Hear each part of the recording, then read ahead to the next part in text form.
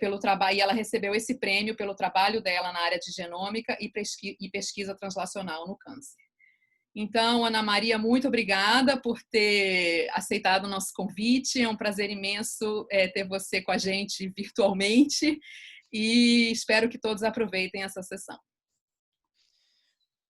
Bom dia a todos. Vamos ver se eu não me atrapalho muito aqui com os slides.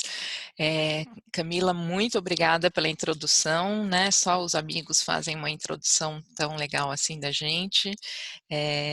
Obrigada pelo convite de estar aqui conversando com vocês. Eu não vou falar que é um prazer estar aqui, porque não é um prazer estar aqui. Eu gostaria muito mais de estar aí com vocês, pessoalmente, vendo os amigos, aproveitando Salvador, mas isso vai ter que ficar para uma próxima oportunidade.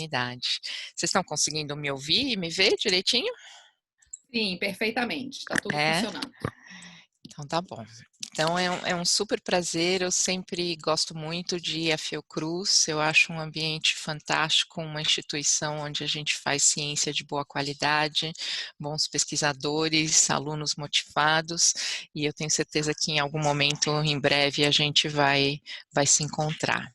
Vou pedir desculpa, eu estou em casa, os barulhos vão acontecer aqui, eu tenho 2 beagles que já começaram a dar trabalho aqui, mas a gente está começando a se acostumar com essa nova forma de comunicação.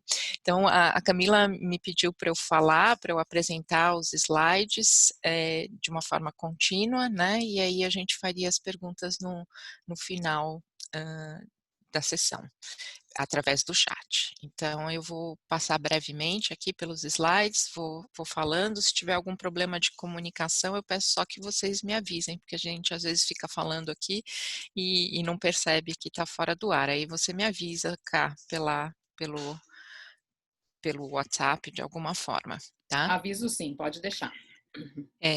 Então, hoje eu vou falar um pouquinho sobre biomarcadores e medicina personalizada em oncologia. Essa é uma linha de pesquisa, como a Camila falou, é uma linha de pesquisa bastante forte no nosso centro. O nosso centro fica dentro do Hospital Sírio-Libanês, e a ideia nesse centro é realmente fazer uma pesquisa aplicada para os problemas da clínica.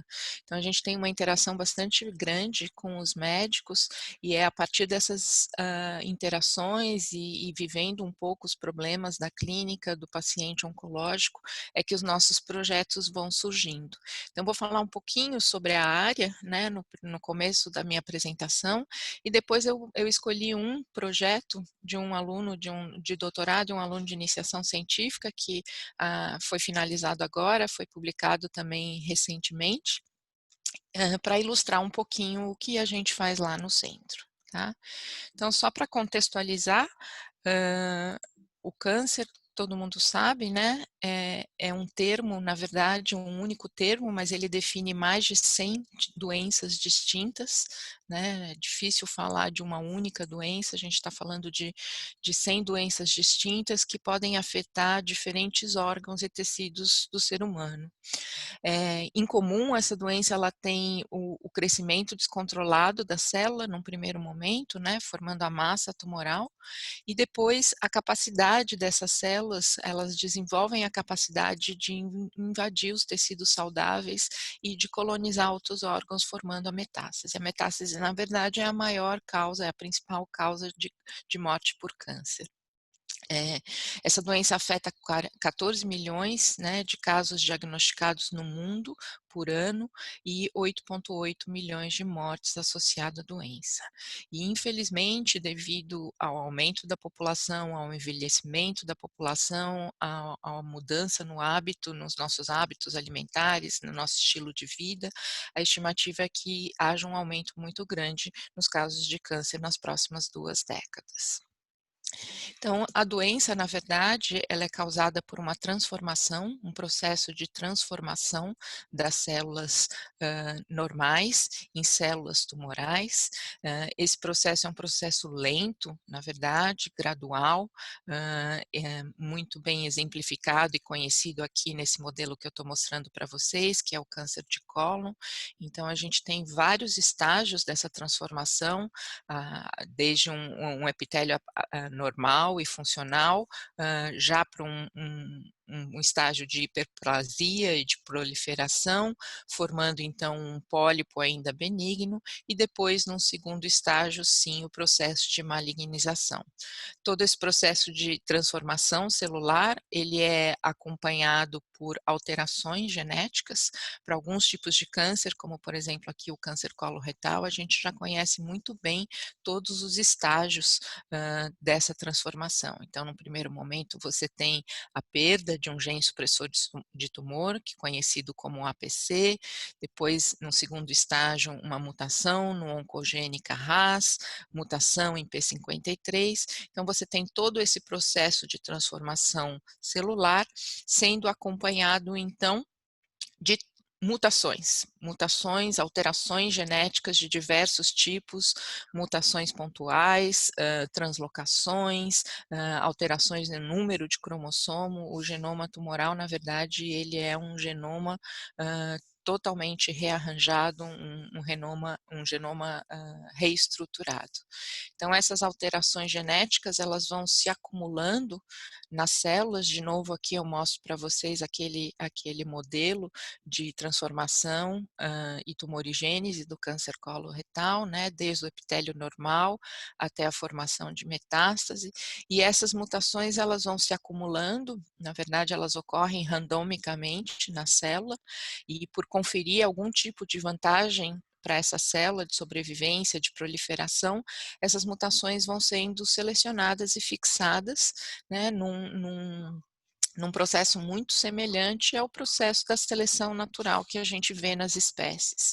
Então, cada primeira mutação que confere uma vantagem, ela é capaz de levar a uma expansão daquela população de células mutadas, até que ocorra uma segunda mutação que também confere uma vantagem, e assim a gente vai tendo esse processo seletivo ao longo de anos, muitos anos. No câncer coloretal, a gente pode dizer que de um pólipo benigno até um câncer metastático, a gente vai ter aí mais ou menos um intervalo de 15 a 20 anos, né?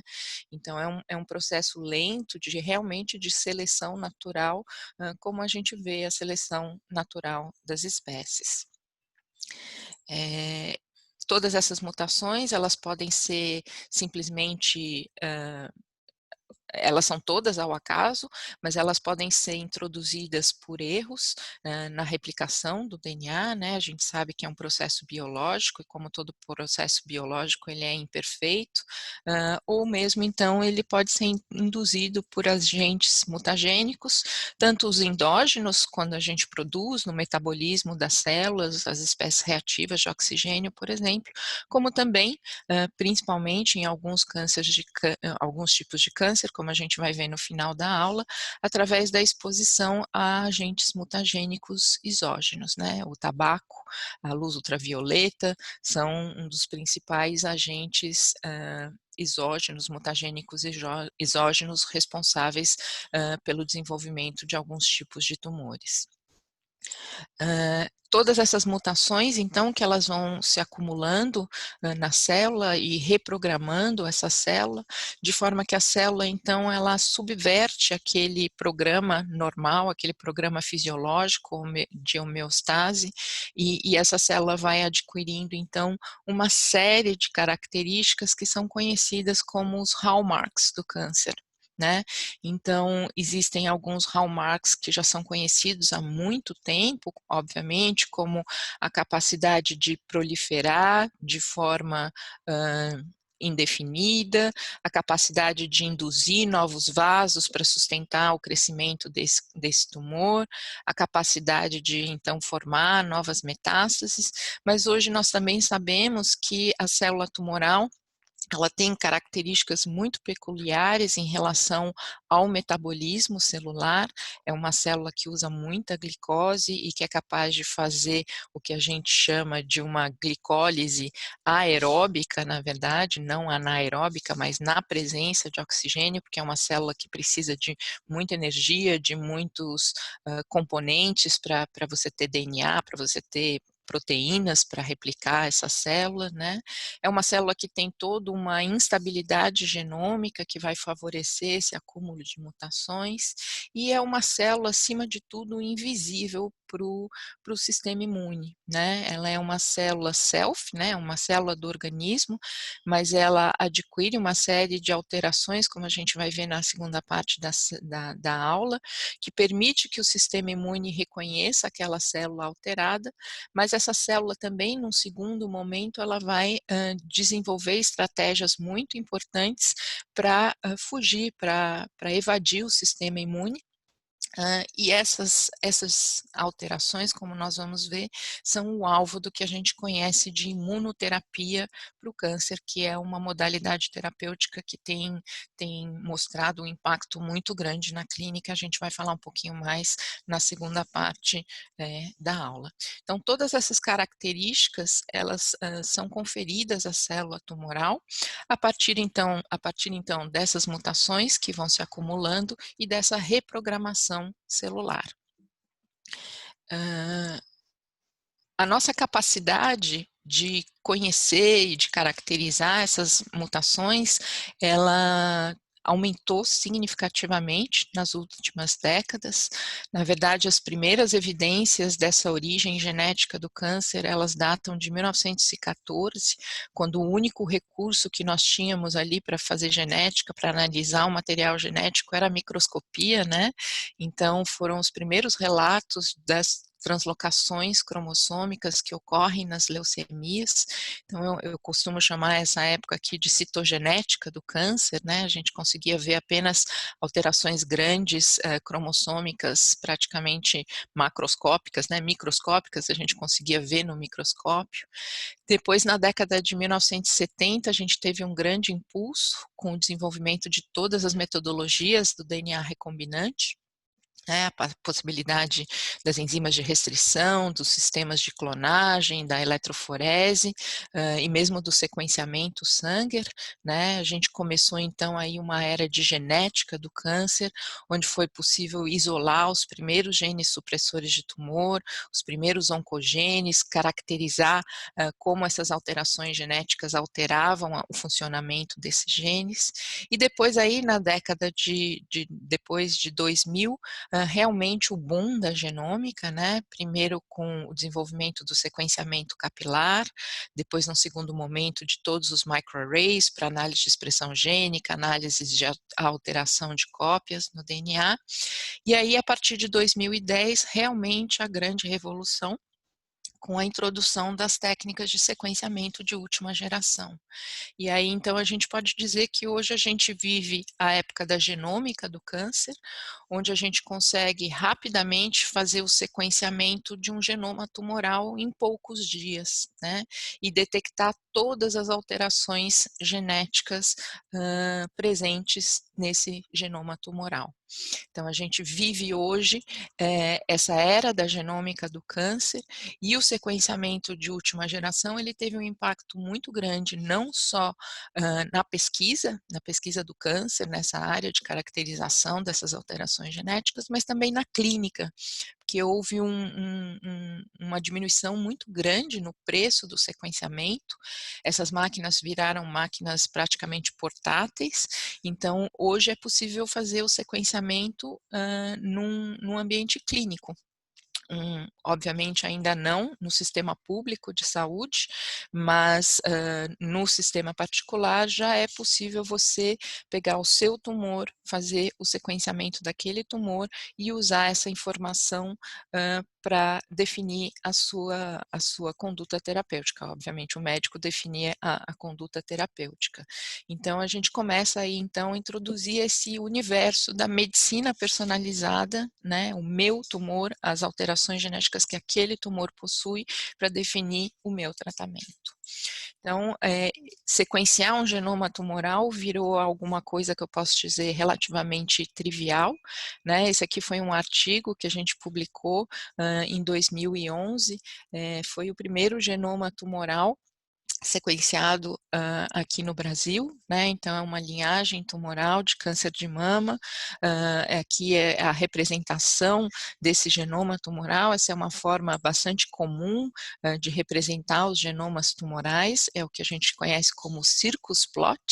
Então, se vocês perceberem por aqui, na verdade esse circus plot é uma representação de todos os cromossomos, cromossomo 1, 2, 3 aqui no sentido horário, né, até o cromossomo X ou Y, no caso é tumor de mama, então é uma mulher, a gente tem só o cromossomo X, e aqui a gente tem as mutações pontuais em diferentes genes, a gente tem as translocações, então uma maneira, e aqui no círculo interno, as alterações no número de cópias dos genes. Então realmente é possível sequenciar um genoma tumoral e realmente caracterizar todas as alterações genéticas, todos os tipos de alteração genética presentes nesse tumor, com uma resolução incrível, né? De uma única base. A gente consegue determinar uma única base alterada nesse genoma tumoral.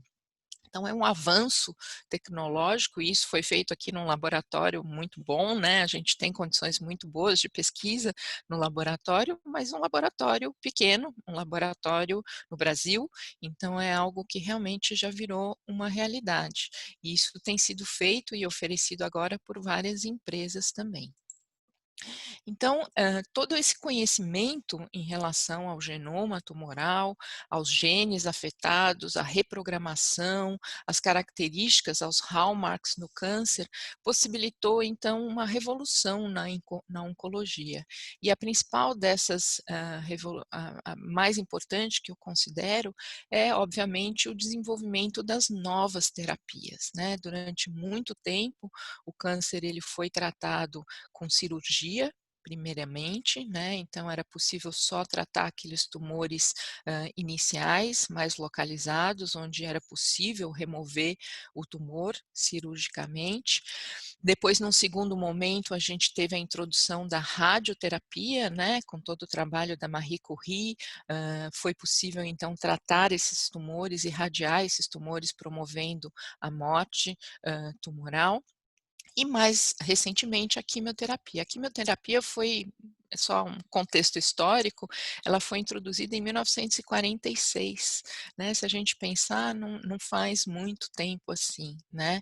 Então, durante muito tempo, o pilar do tratamento no câncer, ele foi muito focado na cirurgia, na radioterapia e na quimioterapia. E de uma certa forma, era como se fosse um tiro de canhão, né? É uma terapia que basicamente, tirando a cirurgia, que é a remoção, mas a rádio e a químio, são terapias que vão afetar células que estão se dividindo, né? E isso então é um tiro de canhão, obviamente tem um efeito, e a quimioterapia e a radioterapia ainda é a base do tratamento com sucesso de vários tipos de tumores, mas a gente conhece muito bem os efeitos colaterais que essas terapias têm nas células normais do nosso corpo, que se dividem também todos os dias, né? Então, a terapia direcionada, na verdade, é um conjunto de drogas que foram desenvolvidas a partir da ciência, a partir do conhecimento científico, e que vão, então, são dirigidas contra alvos moleculares que vão estar alterados no tumor, né? Então, por exemplo, um dos grandes sucessos da terapia-alvo são os inibidores dos receptores de fator de crescimento, né? Então, as células tumorais têm um conjunto de mutações em receptores de fatores de crescimento, o principal deles é o EGFR, que é o fator de crescimento epidérmico, né? E esses receptores, eles então são mutados e estão constitutivamente ativos na célula, fazendo então com que essa célula se prolifere mesmo na ausência de um sinal proliferativo. Então, as primeiras drogas-alvo, elas foram desenvolvidas justamente para inibir a ativação, a função desses receptores alterados. E aí, então, hoje a gente tem diversas drogas, praticamente aqui como alvo as diversas hallmarks do câncer, inclusive aqui a imunoterapia, né, que é o grande sucesso da terapia do câncer atualmente. Então, a imunoterapia, na verdade, vários tipos de imunoterapia existem, mas em comum o que elas têm é a capacidade de ativar o nosso sistema imune a combater, a reconhecer e a combater esse tumor. Então, isso foi realmente uma quebra de paradigma no tratamento do câncer, né? Então, hoje a gente tem, além da radiação, da cirurgia e da quimioterapia, a gente tem um conjunto de drogas-alvo muito específicas para o tratamento do câncer. E isso, obviamente, resultou num aumento, né, da sobrevida. De novo, eu volto a insistir, quando a gente fala de câncer, a gente está falando de mais de 100 doenças diferentes, então obviamente que para algumas doenças o avanço foi maior, câncer de pulmão, melanoma, para outras doenças a gente ainda tem alguns tipos de câncer a gente ainda tem um longo caminho a percorrer. Mas de certa forma então houve esse avanço muito grande, mas existe uma peculiaridade na especificidade da terapia-alvo, né? A quimio e a radioterapia, elas podem ser utilizadas sistemicamente, né, a quimioterapia sistemicamente, a radiação de forma localizada, mas elas vão afetar, na verdade, o processo de replicação, que é um processo que não é específico da célula tumoral, né, como a gente já discutiu. Mas a terapia-alvo não, ela vai agir, então, somente naquelas células que têm a alteração. Então, é preciso conhecer quais são os tumores que têm aquela alteração, para que você use a droga certa no paciente certo.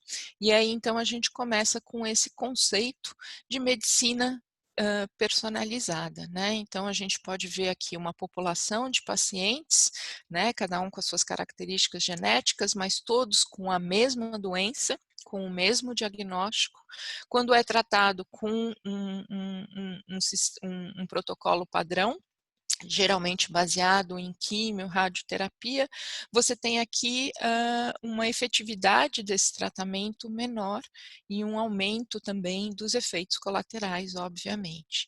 E o que a gente está falando então agora é da medicina personalizada, essa capacidade hoje que a gente tem de antes de iniciar o tratamento, a gente conseguir saber um pouco mais sobre aquele tumor, de forma que a gente possa estratificar esse tratamento de acordo com essas informações e, obviamente, ter uma maior eficácia e uma menor toxicidade desse tratamento.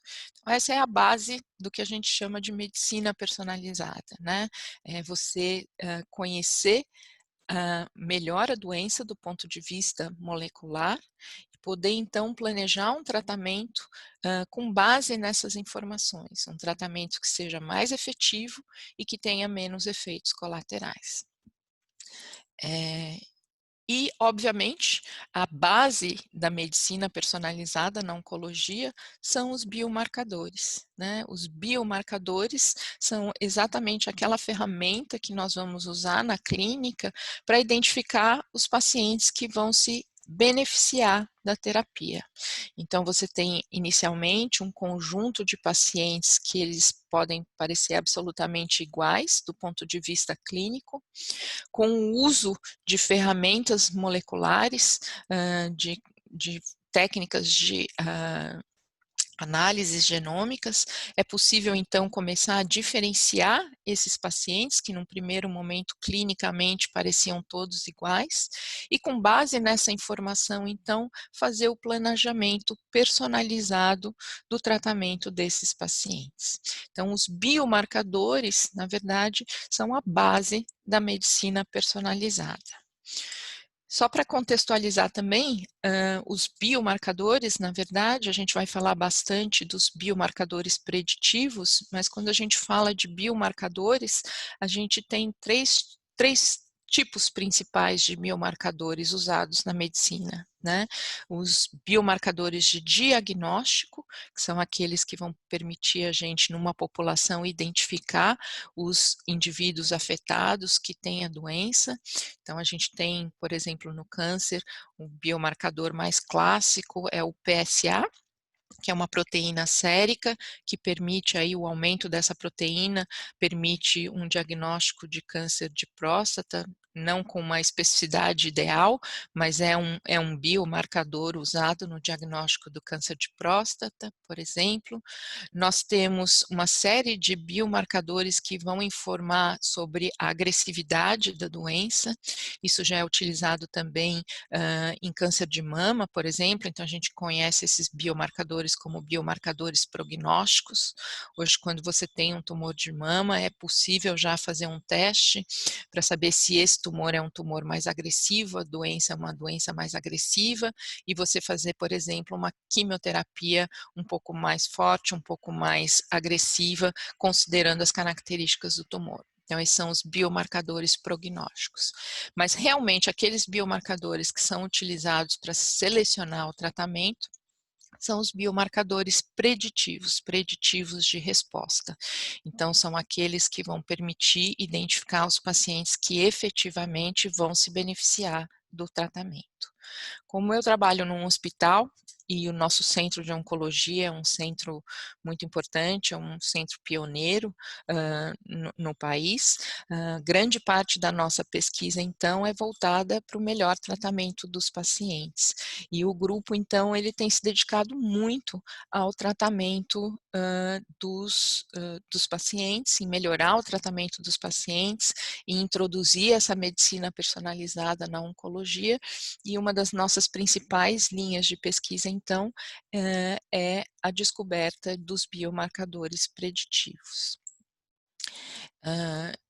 Eu não sei, talvez a gente possa, essa é a primeira parte, né? Agora na segunda parte eu vou falar especificamente, então ilustrar um pouquinho melhor como é que isso funciona na prática. Não sei, talvez a gente possa abrir para algumas perguntas agora, Camila, dessa primeira parte. A gente tem uma pergunta aqui só nesse momento, então vamos Ah, fazer só essa e depois a gente continua e o que vier a gente faz no final. tá bom. A pergunta é assim: com esse sequenciamento evidenciando os locais das mutações, você poderia usar CRISPR para ajustá-las? É, poder pode, e isso é feito, né, num ambiente de pesquisa, né? Então, obviamente, isso já é uma ferramenta que a gente usa no laboratório até para descobrir a função daquela mutação, né, o impacto funcional daquela mutação e a função daquele gene na célula, né? Mas num ambiente clínico, o CRISPR ainda está muito longe, né? A gente não tem maneiras efetivas de fazer o delivery dessa ferramenta, né, dos plasmídios, do CRISPR para a célula tumoral, não tem como manter, então isso entra mais ou menos um pouco na limitação da terapia gênica como um todo, né? Então o CRISPR ele é usado, é possível desenvolver, mas essas ferramentas mais como uma ferramenta de pesquisa e não como uma ferramenta de tratamento. Tá? Ótimo. Mas uma ótima pergunta. Um dia a gente chega lá, né? Então, acho que a gente pode continuar e depois acredito que mais perguntas aparecerão para a segunda parte, talvez Tá para essa bom, primeira também. tá bom. Então, esse aqui é só um exemplo que eu trouxe para vocês de como isso funciona na prática. Foi um trabalho de doutorado do Diogo Bastos e da iniciação científica da Júlia. Os dois concluíram já agora, o artigo acabou de ser publicado.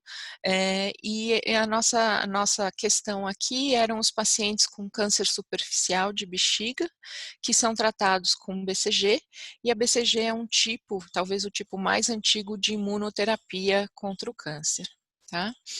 Então, o câncer de bexiga também, só para contextualizar, ele é o 9º tipo de câncer mais comum nos seres humanos, né? Ele afeta mais homens do que mulheres e existe aqui, então, o efeito de um carcinógeno exógeno muito importante. Então, 50% dos cânceres, dos casos de câncer de bexiga estão associados ao uso do tabaco e também da bebida, né, do consumo de bebida alcoólica.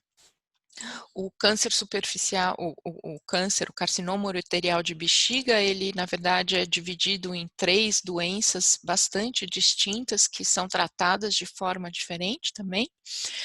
O mais comum deles é o que a gente chama de câncer superficial de bexiga ou câncer de bexiga não músculo invasivo, né? Então aqui é non-muscle invasive blade cancer, né? Esse é o tipo mais comum de câncer de bexiga.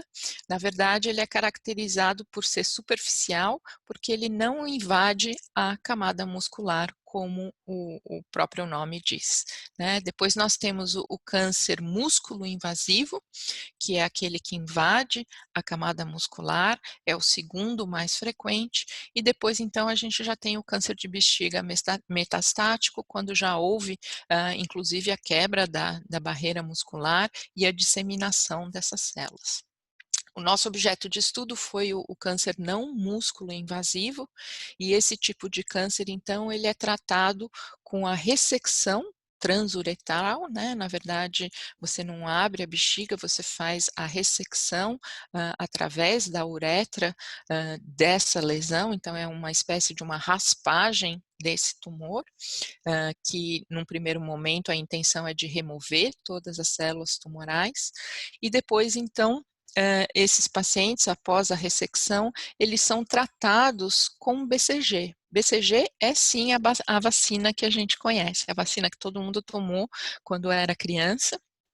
Só que essa vacina, ela não é injetada no músculo, né, como a gente conhece, mas ela é injetada na própria bexiga do paciente. Então, a gente fala que é um tratamento com BCG intravesical.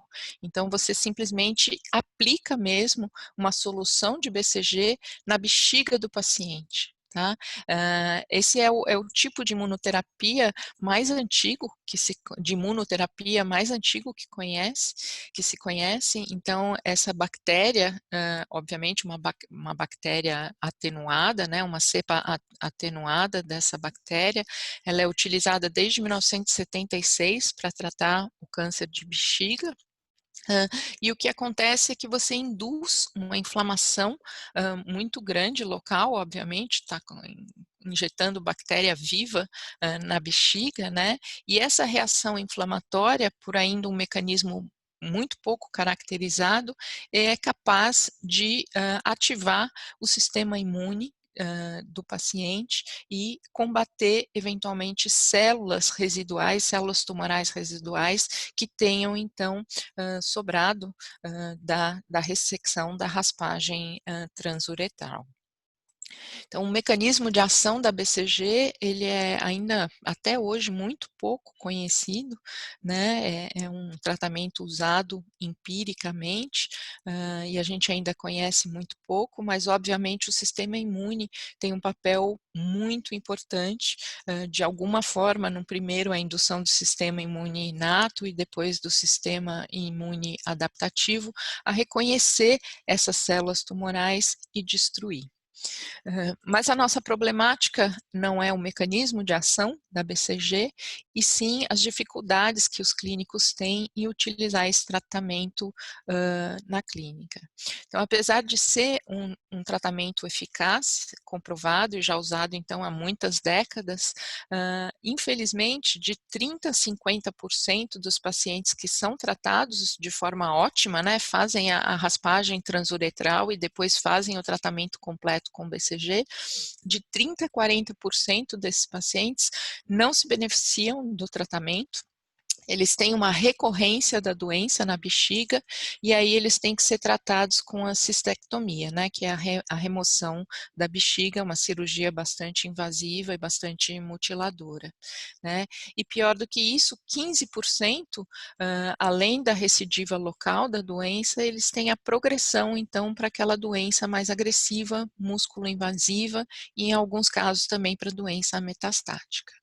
Então, além de não ser eficaz para todos os pacientes, nós também temos um problema de efeitos colaterais, né? A gente imagina colocar um monte de bactéria viva na nossa bexiga, isso não deve ser algo nem confortável e nem muito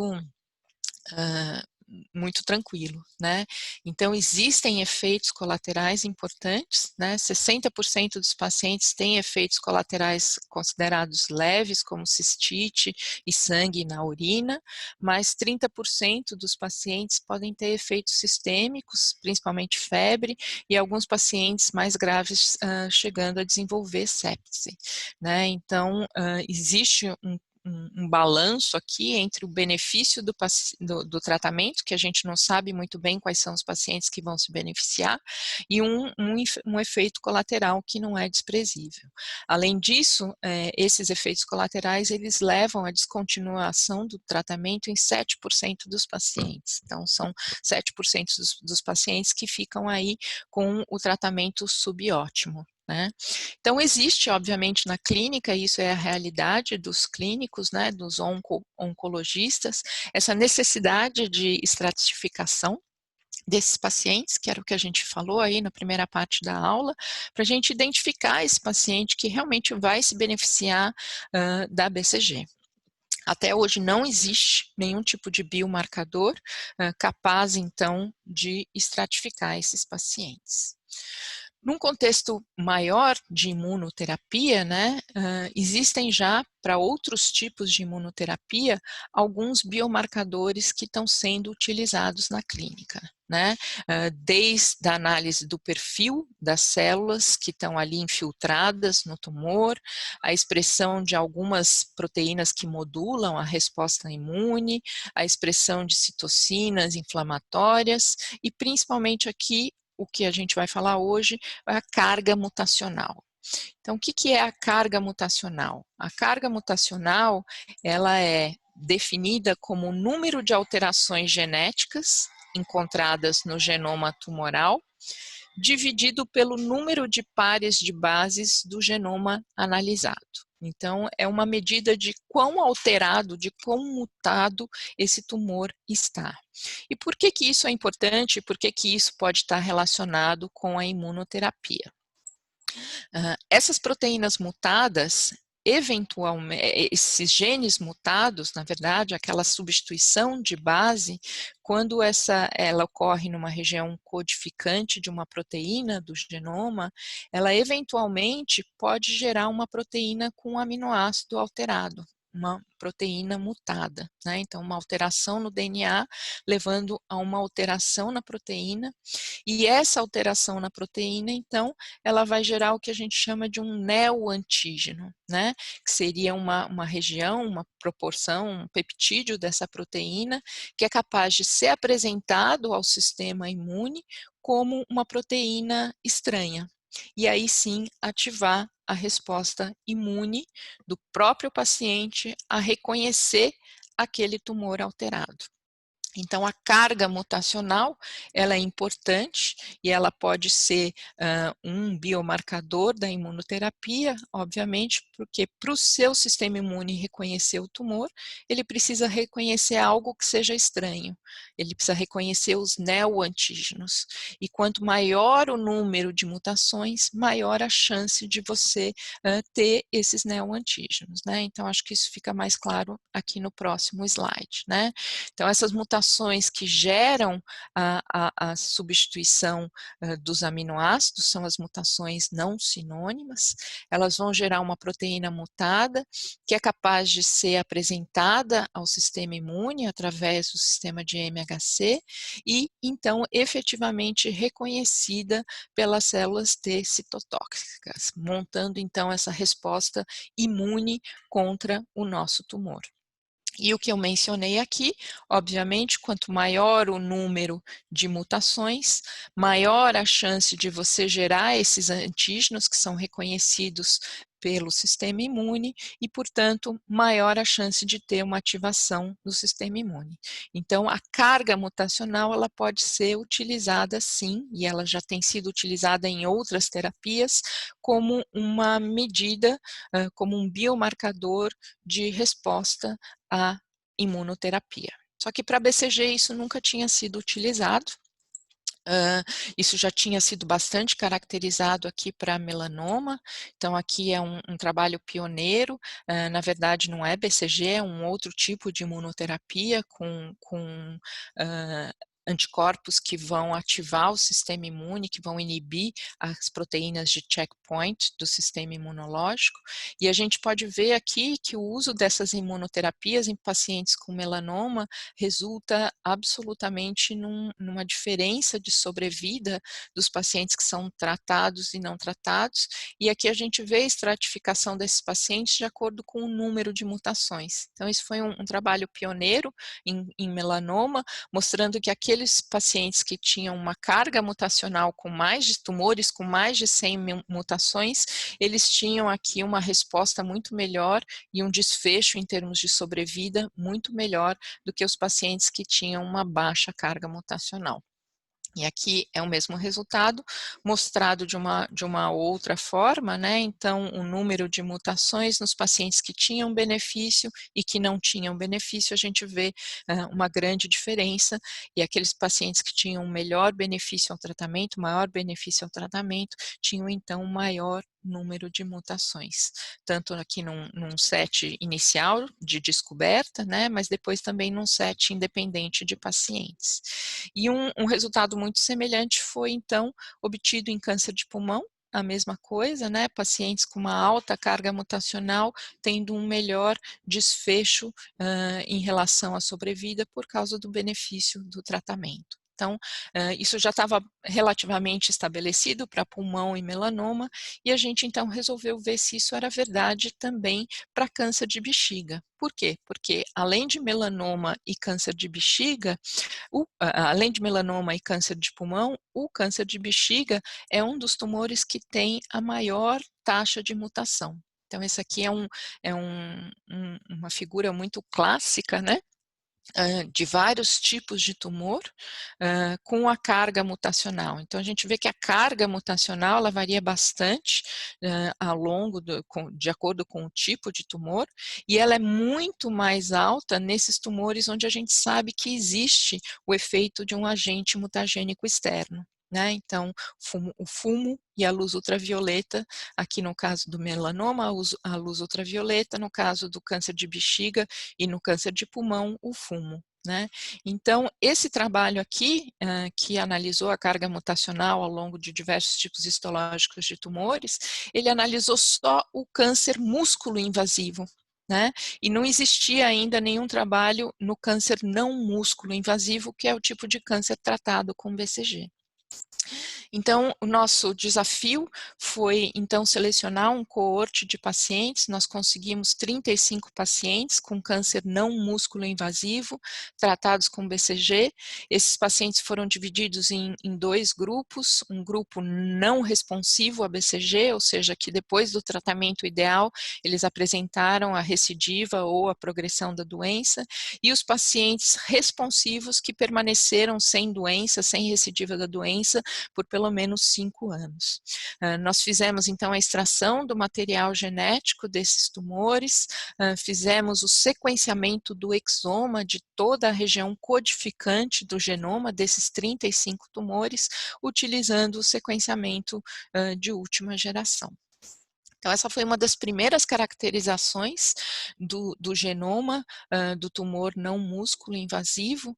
Então, aqui a gente vê o padrão de trocas de DNA, de bases no genoma desses tumores. Nós caracterizamos ao todo mais de 11.000 mutações. Cada tumor tinha, em média, 150 mutações e a carga mutacional, então, era de 3 mutações por megabase de genoma analisado. E aqui é uma representação desses tumores, então cada coluna aqui é um dos 35 tumores. Aqui a gente vê os genes que são mais frequentemente mutados. Aqui o gene mais frequentemente mutado é o receptor do fator de crescimento de fibroblasto, né? A gente vê aqui uma alta frequência de mutação, praticamente 50% dos tumores, mais de 50% dos tumores com mutação em FGFR3, e a gente vê então aqui uma variação bem grande da carga mutacional, né? Então a gente consegue ver aqui tumores com uma carga mutacional bem baixa, mas tumores com uma carga mutacional muito alta.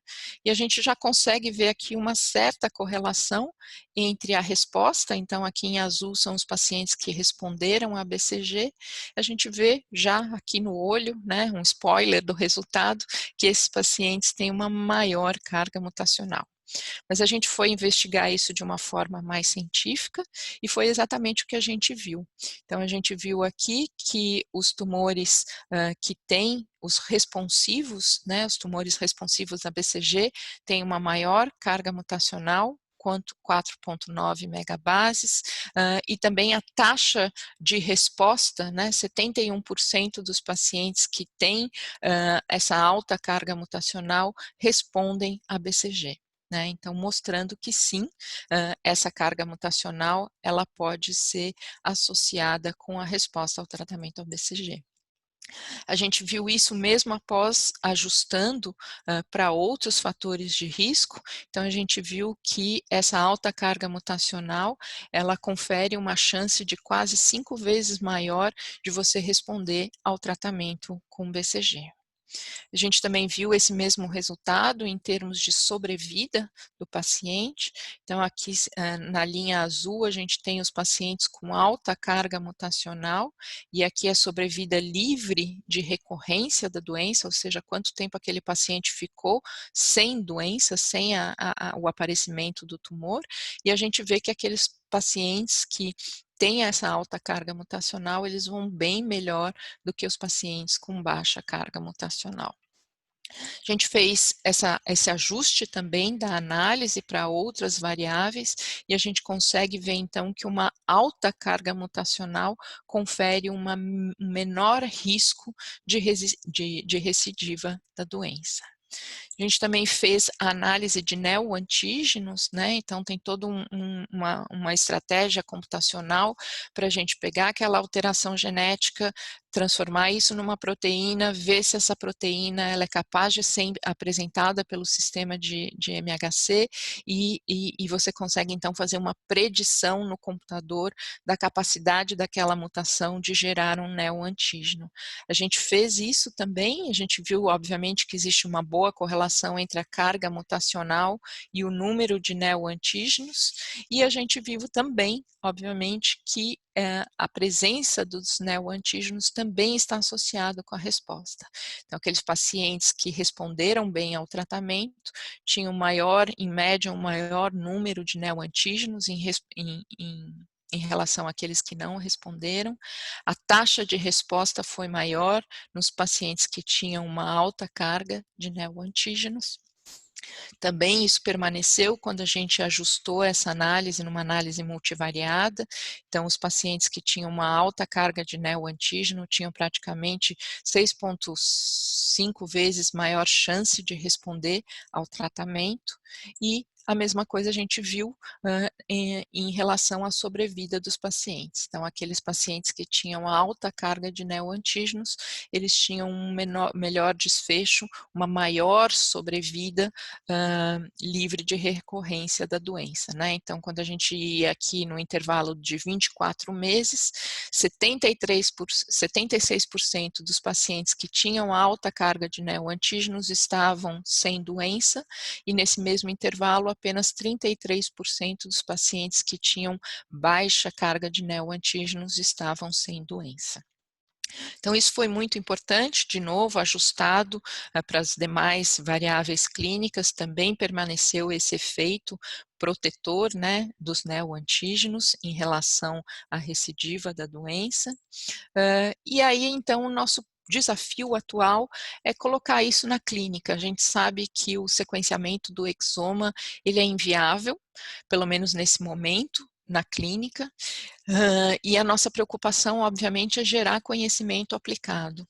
Então, um trabalho que foi publicado em 2015, esse aqui é um aluno de doutorado lá do nosso grupo também, a gente mostrou que era possível estimar a carga mutacional utilizando não o exoma todo, o conjunto completo aí de 22 mil genes que nós temos, mas painéis pequenos, painéis de mais ou menos 400 a 500 genes, que já são os painéis utilizados na clínica para definir o tratamento. Então, esse trabalho eu considero que foi um trabalho bastante importante, que vai permitir justamente essa ponte que muitas vezes falta, né, de você ter a informação e conseguir usar ela na clínica. Então, mostrando que é possível utilizar esses painéis gênicos para calcular a carga mutacional, a gente começa então a introduzir um novo universo na clínica. E, obviamente, o que a gente demonstrou num pequeno número de pacientes é que estimando a carga mutacional, usando agora sim, não o exoma, como eu mostrei anteriormente, mas usando esses painéis gênicos que já são usados na clínica, também é possível distinguir os pacientes que vão responder a BCG. Então, a carga mutacional, de novo, só que agora usando os painéis gênicos, ela é maior nos pacientes responsivos, a taxa de resposta também é maior nos pacientes que têm alta carga mutacional, e a gente vê o mesmo efeito na sobrevida. Então, esse foi aquela elo perdido, né, que muitas vezes falta para a gente aplicar o conhecimento gerado na clínica. Então, o que nós estamos fazendo agora é um estudo prospectivo para mostrar que realmente isso tem uma validade na clínica e que eventualmente vai poder ser utilizado para selecionar esses pacientes. Acho que era mais ou menos isso que eu tinha para falar para vocês. Então, esse aqui é só um resumo. O câncer é uma doença genética causada por alterações que vão fazer essa transformação celular. Nas últimas décadas, a gente teve um avanço metodológico muito grande. É possível fazer hoje o sequenciamento e determinar todas as alterações genéticas dos tumores. Esse conhecimento teve um impacto significativo no tratamento do câncer através da introdução das terapias direcionadas e a disponibilidade, então, de diversas terapias direcionadas para alvos moleculares específicos inaugurou essa nova era da medicina personalizada na oncologia. E o pilar dessa nova era são os biomarcadores preditivos de resposta. Em relação à BCG, a gente viu que o tumor não músculo invasivo tem uma menor carga mutacional quando comparado ao músculo invasivo, mas que essa carga mutacional ela está associada com uma melhor resposta a BCG, que ela pode ser então utilizada como um biomarcador preditivo de resposta, e que existe a possibilidade também de usar os painéis gênicos. Então, abrindo aí uma possibilidade real de contribuição, né, da genômica no tratamento de um tipo de câncer muito relevante aí na nossa população. E eu queria de novo agradecer a Camila, ao professor Barral, que eu estou vendo aqui na foto, pelo convite. É um prazer muito grande sempre participar das atividades da Fiocruz e eu espero estar com vocês em breve, pessoalmente. Muito obrigada. Obrigada, Ana Vou Maria. parar aqui de compartilhar a minha tela para olhar a carinha de vocês. Ótimo. Pronto. Obrigada, Ana Maria. Você é uma professora nata, uma cientista excepcional e uma professora nata, né? Como você, a sua narrativa faz a história ficar ainda mais interessante.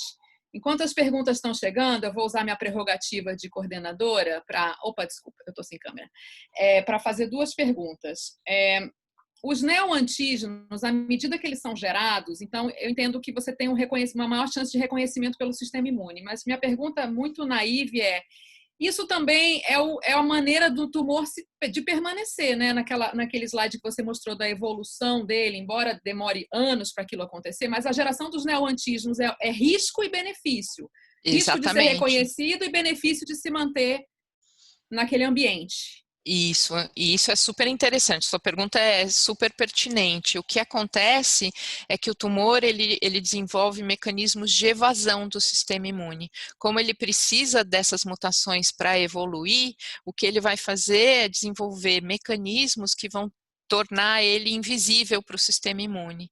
Então, por exemplo, dos mecanismos mais conhecidos é você interromper a apresentação de antígeno na célula tumoral. Então, você tem um silenciamento dos genes de MHC. Outro mecanismo bastante conhecido é a expressão de checkpoints negativos, de modulação negativa do sistema imune pela célula tumoral. Então, quando essa célula tumoral que está expressando o neoantígeno interage com o linfócito, você tem expressão de PDL1 e PD1 e PDL1 que vão modular negativamente a atividade desse linfócito que está reconhecendo o tumor. Então, você tem todo aí uma estratégia do tumor para fazer a evasão do sistema imune. Você está super correta, é um balanço e o tumor, infelizmente, ele é muito criativo. É. E a outra pergunta é, quando você mostrou a carga mutacional, eu fui entendendo que era carga mutacional geral. Isso. Para mim não pareceu que era de determinados genes. Mas aí quando você avança no trabalho e mostra que você tem um painel de genes nos quais você pode medir a carga mutacional, então quer dizer, se você olhar só para esses e para a carga mutacional desses, você já consegue avaliar o quanto de mutação você tem e para onde você poderia ir.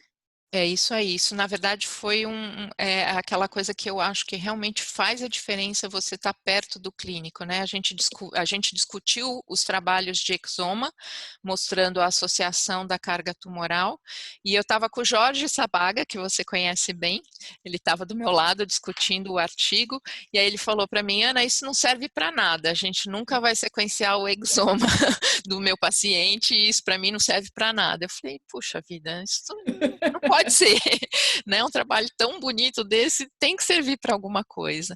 E aí eu falei, Jorge, e se a gente tentasse olhar e ver se os painéis gênicos conseguem também predizer a carga mutacional? E aí, de novo, o Jorge daquele jeito, imagina, isso não vai servir para nada. Aí eu fiquei brava e eu falei, vai servir sim. E aí, rapidamente, a gente simplesmente pegou os trabalhos que estavam publicados e ao invés de usar o exoma todo, a gente selecionou os genes que compõem esses painéis comerciais e fez a análise de novo. A gente nem gerou, a gente simplesmente reanalisou o dado publicado e mostrou que o resultado era igual usando um conjuntinho menores de genes. Esse trabalho foi muito, muito legal. Ah, que ótimo. Então vamos lá para as perguntinhas. No caso da BCG, existe alguma forma de controlar que as células tumorais sejam alvejadas? Ou todas são infectadas e as tumorais mais sensíveis? Na verdade, não. Esse é um dos problemas da BCG, ela é um efeito sistêmico. Na verdade, as células normais também são afetadas, né? Mas de alguma forma que a gente não conhece, a BCG ela também é muito efetiva em destruir as células tumorais e, na verdade, assim, a gente não conhece, mas o que o nosso trabalho sugere é que é justamente isso, né? As células normais, elas não têm neoantígenos. Então, de certa forma, elas, apesar do efeito ali da inflamação, a parte da resposta imune específica, ela não vai ser ativada contra a célula normal. Então, a gente realmente acredita que os neoantígenos é o que faz a especificidade da BCG para a célula tumoral. A hipótese da melhor tratamento, da melhor resposta ao tratamento para os pacientes com maior carga mutacional foi testada para outros tumores e estratégias imunoterapêuticas? Sim, eu mostrei aí para vocês, né? A história toda começou com o melanoma, depois com o pulmão. Hoje a gente já usa isso para câncer de rim e para câncer de cólon, que é um tipo específico de câncer de cólon que tem uma instabilidade genética e, portanto, tem uma alta carga mutacional. Então, esse é um biomarcador que tem sido mostrado efetivo, né? Um biomarcador para resposta à imunoterapia que tem sido efetivo para vários tipos de tumores. Quais as hipóteses para associação entre a quantidade de neoantígenos e resposta ao tratamento? se você já respondeu, mas acho que é bom Eu, reforçar, né? eu acho que é justamente isso, né? O neoantígeno é aquilo que vai estimular o sistema imune, né? Que vai falar, olha, aqui tem alguma coisa que é reconhecido como não self, né? Uma proteína alterada, uma célula alterada. Então, é através do neoantígeno que você tem a ativação do sistema imune. Você poderia comentar sobre o possível papel de stem cells, macrófagos e fibroblastos associados ao tumor na carga mutacional? Então, essa parte aí do microambiente tumoral é uma segunda tese que a gente resolveu fazer também, né? Então, nesses mesmos 35 pacientes que a gente fez o sequenciamento e a carga mutacional, a gente também se desbravou a olhar para o sistema imune, né? Para as células do sistema imune que estavam infiltradas no tumor. E aí eu vou dizer que a imunologia é algo, para mim, permanece, Camila, ao longo desses anos todos, algo incompreensível, assim. A gente teve um resultado muito bonito de células NK, então os tumores responsivos a BCG parece que tem um número muito maior de células NK em relação aos não responsivos.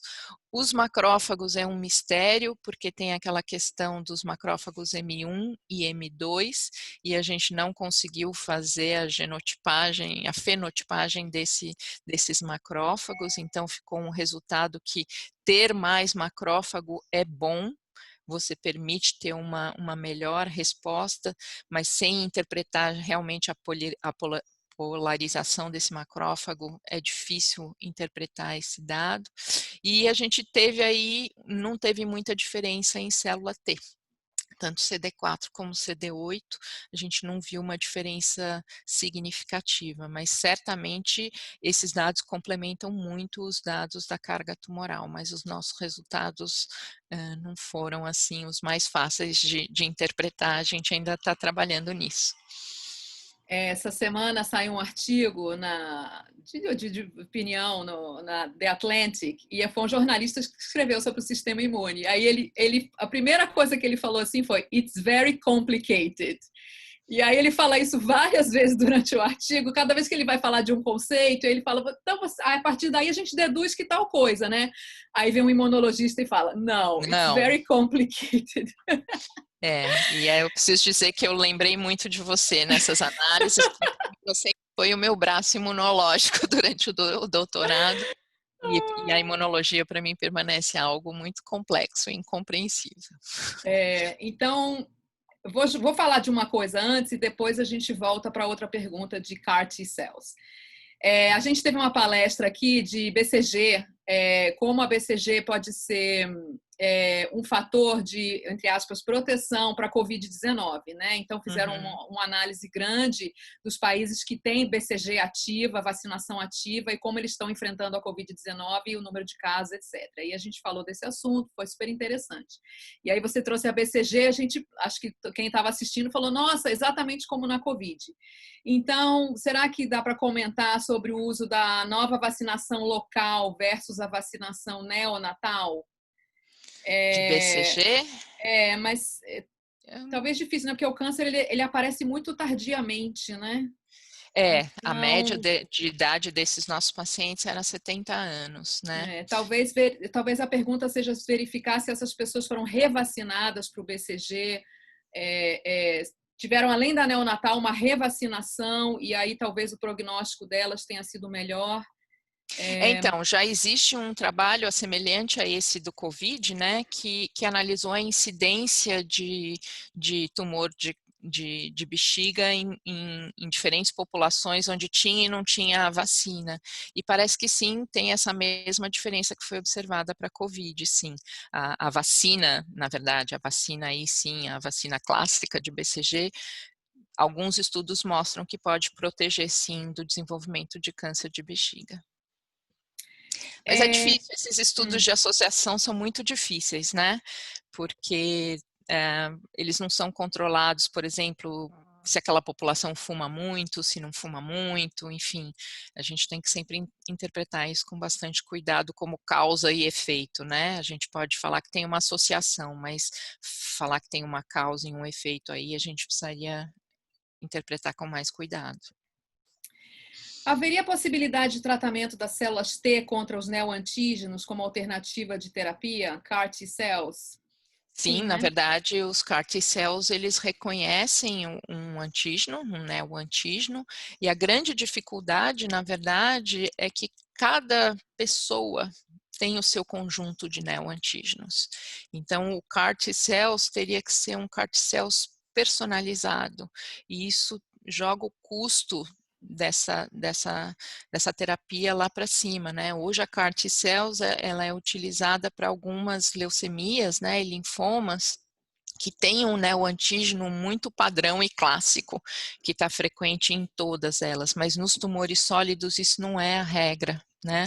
Nos tumores sólidos, cada um tem o seu conjuntinho de neoantígenos, e fazer CAR T-cells específicas para cada um dos neoantígenos é o sonho da medicina personalizada, mas a gente está bem longe disso, eu acho. Considerando-se a instabilidade genômica típica das células tumorais e a carga, e o TMB, né, a carga mutacional, como marcador preditivo, quais os desafios relacionados ao momento certo de mensurar a carga mutacional? A carga mutacional, sem dúvida nenhuma, tem que ser antes do tratamento, né? Então, quando o paciente é diagnosticado e quando ele tem que fazer a remoção do tumor, né, pela uretra, né, a ressecção transuretral, essa massa de células que é removida, ela já tem que ser utilizada para calcular a carga mutacional. E hoje a gente consegue fazer tudo isso em 10 dias. Extrair o DNA, sequenciar, fazer a análise de bioinformática e calcular a carga mutacional. Então, é um timing muito bom, porque depois o paciente espera 1 mês depois da ressecção transuretral para começar o tratamento com a BCG.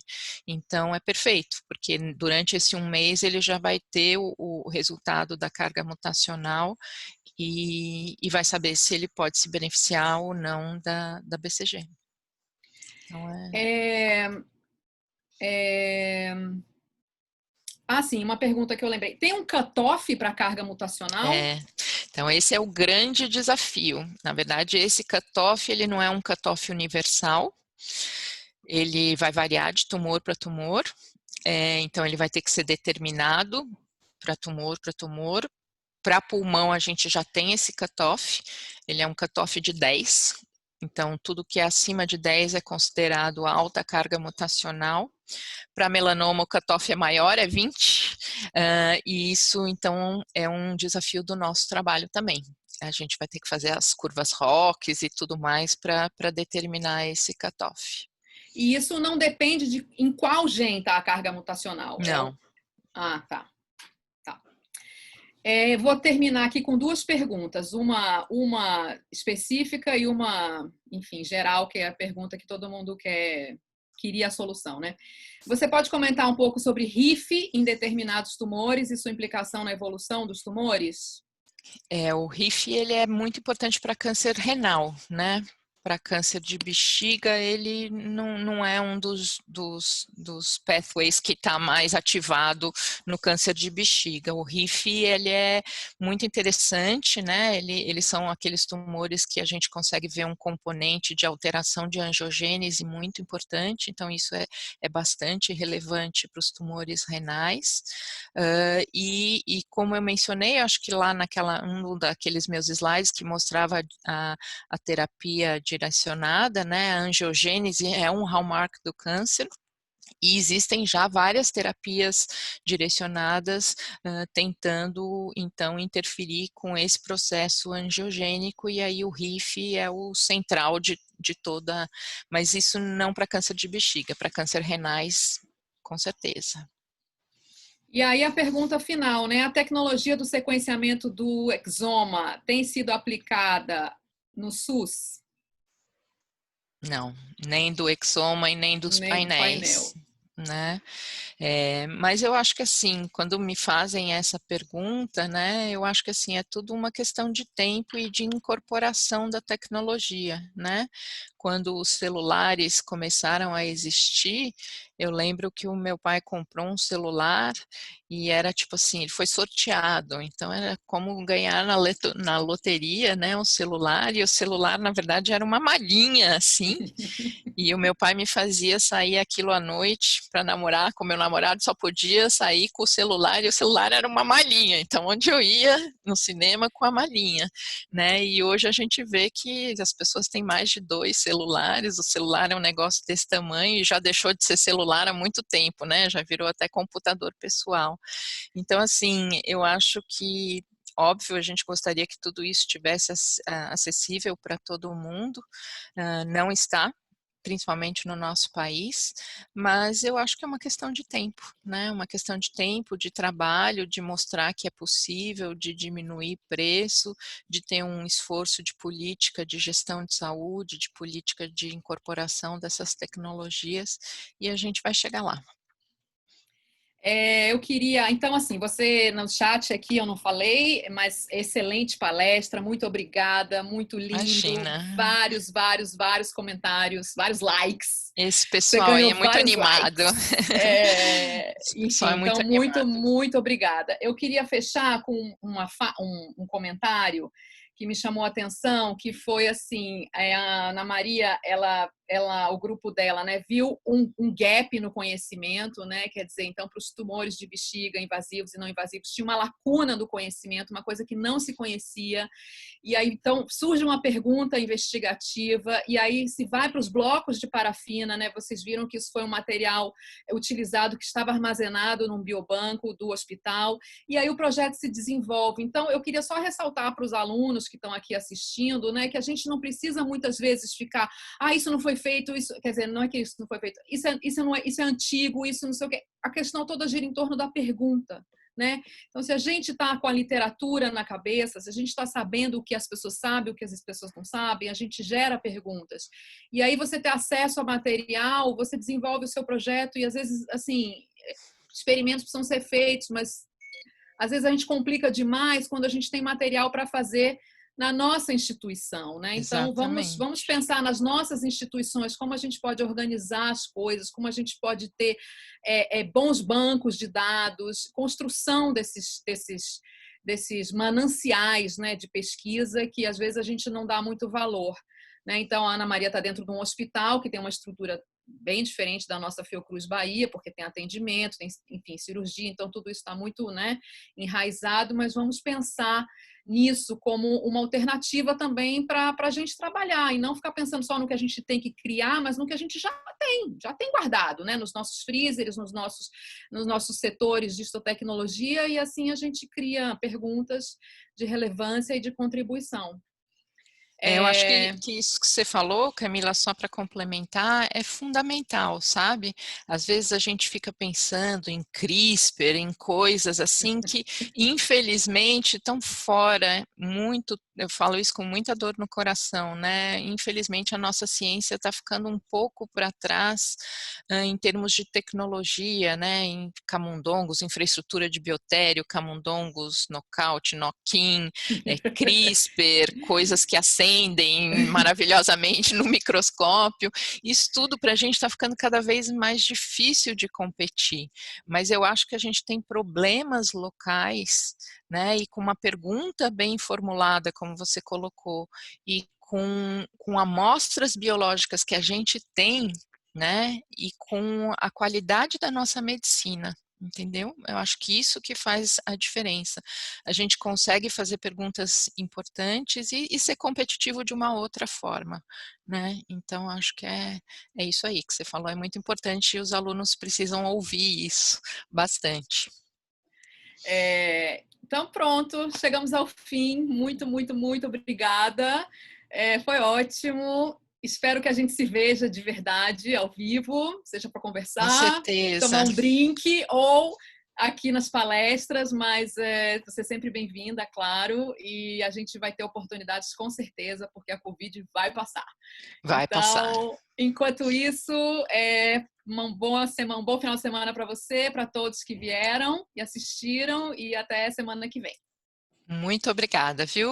Eu vou estar sempre com vocês, eu gosto muito. É um grupo muito legal, alto astral e muito competente. Obrigada pelo convite mais uma vez. Tchauzinho, um Tchau, beijo. tchau.